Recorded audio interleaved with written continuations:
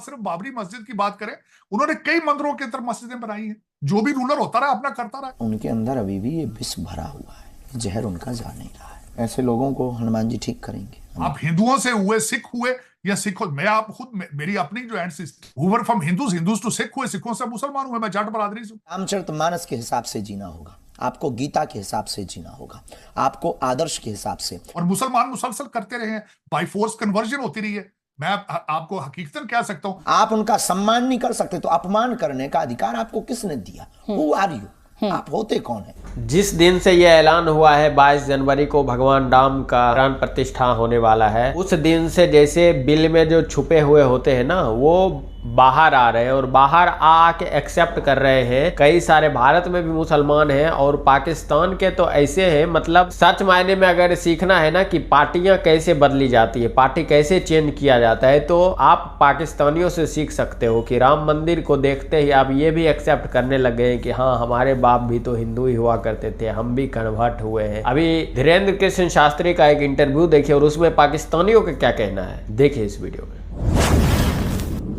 आजकल मैं ये बात आपके आने वाली है कि दिवाली के ऊपर वो बाबरी मस्जिद का जो है वो बहुत सारा वो सिलसिला हो रहा है। मुझसे एक इंटरव्यू में पूछा उन्होंने, आपका उसके बारे में क्या ख्याल? मैंने कहा बिल्कुल ठीक है। एक तो इलेक्शन होने वाला है, दूसरा उनको चाहे उसको सियासी तौर पर इस्तेमाल करें, चाहे मजहबी तौर पर इस्तेमाल करें। और ये हकीकत है, अगर आप हिस्ट्री पढ़ें तो इन्वेडर्स आते रहे हैं, मुसलमान इन्वेडर जब आए, उन्होंने ना सिर्फ बाबरी मस्जिद की बात करें, उन्होंने कई मंदिरों के अंदर मस्जिदें बनाई हैं। जो भी रूलर होता रहा अपना करता रहा। यहाँ पंजाब के अंदर महाराजा रणजीत सिंह के ऊपर एलिगेशन है कि हमारी बादशाही मस्जिद को उन्होंने उसकी पे उन्नति करते रहे। लेकिन जो भी रूलर होता है, जो ताकत में होता है, वो चीजें करता है। और मुसलमान मुसलसल करते रहे हैं, बाई फोर्स कन्वर्जन होती रही है। मैं आपको हकीकतन कह सकता हूं, इस वक्त पाकिस्तान और इंडिया के अंदर सैयद ज्यादा है, सऊदी अरेबिया में सैयद कम है। क्योंकि हर दूसरा बंदा कहता है कि हम अरबियों के रिश्तेदार हैं। हालांकि आप अरबियों के रिश्तेदार किस तरह? आप तो सारे हिंदुओं, मैं बिल्कुल, आप हिंदुओं से हुए, सिख हुए या सिख, मैं आप खुद मेरी अपनी जो एंसेस्ट्री है, फ्रॉम हिंदूज टू सिख हुए, सिखों से मुसलमान हुए, मैं जाट बरादरी से। इसी तरह सारे हुए। लेकिन पता नहीं ये क्या बात है, फोबिया है, किसी को पूछे तो वो कहते नहीं जी, हर दूसरा बंदा शजरा हाथ में लेके फिर रहा है, वो सीधा हजरत अबू बकर के साथ मिलाता है या हजरत उस्मान के साथ मिलाता है। और यार इतने सैयद तो सऊदी अरेबिया में भी नहीं है। लेकिन ये अपनी हकीकत को नाम मानना, डिनाई करना, ये एक गलत बात है। और दूसरा, मैं हमेशा ये कहूंगा कि हिस्ट्री के साथ चले। अपने अपने हीरो ढूंढने की कोशिश करें। आप सुन्नी शिया बन जाते हैं, आप वाबी देवबंदी बन जाते हैं, आप पता नहीं क्या क्या नाम अपने नए नए रख लेते हैं। एक एक गली में 8-8 मस्जिदें हैं, सारे मौलवी अनपढ़ हैं, एक सारा दिन एक दूसरे को गालियां और एक दूसरे को काफर कहते हैं।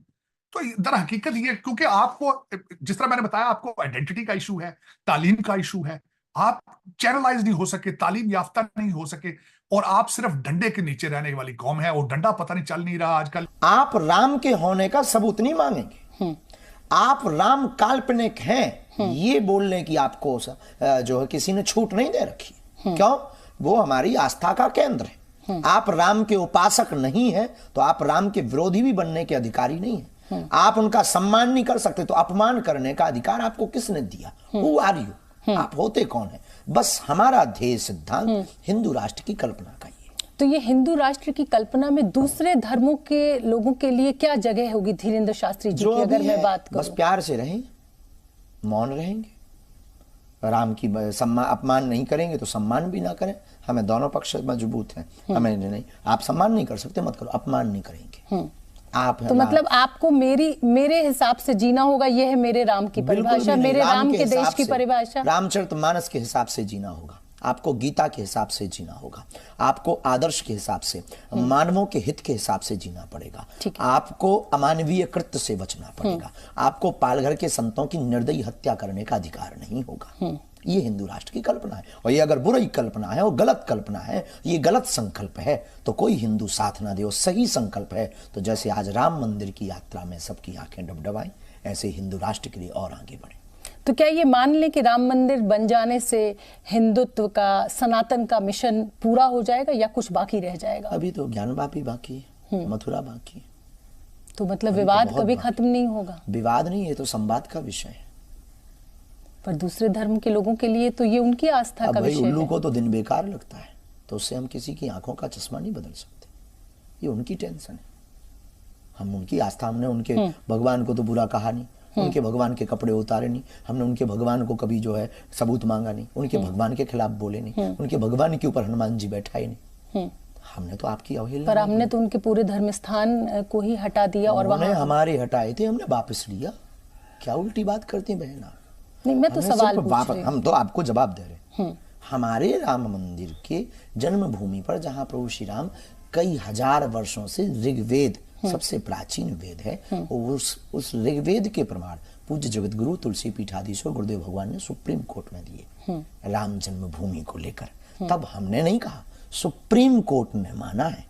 आपका क्वेश्चन भी ये लीगली नहीं है। सुप्रीम कोर्ट ने कहा कि वहां राम जी थे, ये सुप्रीम कोर्ट ने कहा है। इसका मतलब इन्होंने आधिपत्य जमाया, इसका मतलब इन्होंने कब्जा किया।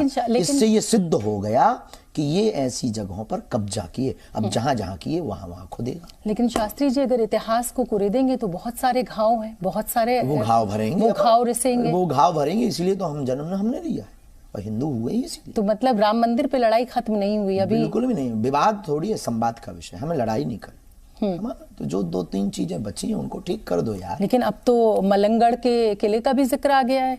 मतलब ये अभी तक तो काशी, मथुरा और राम मंदिर की बात होती थी, अब मलंगड़ किले का भी जिक्र होने लगा है। तो ऐसे तो हजारों मंदिर हैं, ऐसे हजारों विवादित स्थान हैं। तो क्या ये वास्तविक रूप से अवैध कब्जा किया गया, उसके लिए भारत में न्याय प्रणाली है, उसके लिए भारत में एक व्यवस्था है, संविधान है।